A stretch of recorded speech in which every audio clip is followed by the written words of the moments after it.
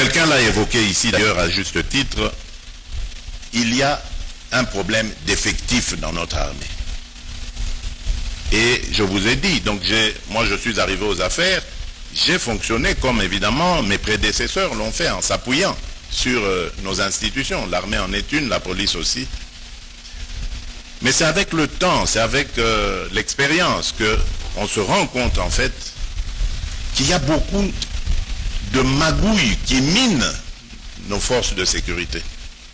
Il s'est développé en même temps que la mafia ici, dont je parlais depuis une vingtaine d'années, la même mafia dans l'armée, dans nos institutions. Il n'y a pas que l'armée et la police, on l'a vu, regardez au Sénat récemment.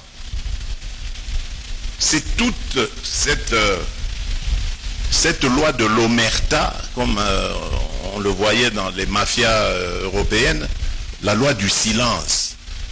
On tue en silence, on magouille en silence, on trafique illégalement, de manière illicite, en silence. C'est comme une sorte de modus vivendi, un code de vie, un mode de vie qu'on s'est convenu sans signer quoi que ce soit, mais bon, c'est une mafia qui arrange tout le monde. Et c'est ça, en fait, c'est à ça contre ça qu'il faut s'attaquer. Voilà pourquoi je disais, attention, c'est pas du jour au lendemain que ça se réglera. Ce sont des habitudes que des gens ont pris. Donc il faut détricoter ça patiemment, mais fermement, avec énergie.